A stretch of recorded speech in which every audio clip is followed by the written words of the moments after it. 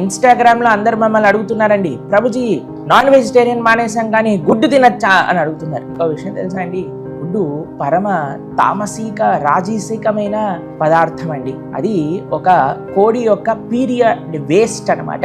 ఏదైతే unfertilised egg ఉంటుందో అలాంటివి తినగలుగుతామా అండి? మీరు చూడండి, పౌల్ట్రీ ఫామ్లలో కోళ్ల పైన ఎంత వాళ్ళకి హింస జరుగుతూ ఉన్నదో. అటువంటి హింసపూరితమైనది మనం ఎప్పుడు కూడా స్వీకరించిన ఆధ్యాత్మిక మార్గంలో ప్రయాణించడం అనేది అసంభవము.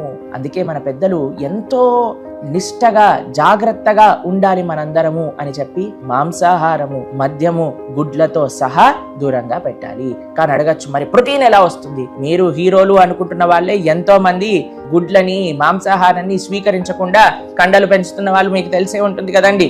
వారిని అనుసరించండి, ఆనందంగా ఉండండి, ఆరోగ్యంగా ఉండండి, పాపము చెయ్యకుండా ఉండండి. హరే కృష్ణ.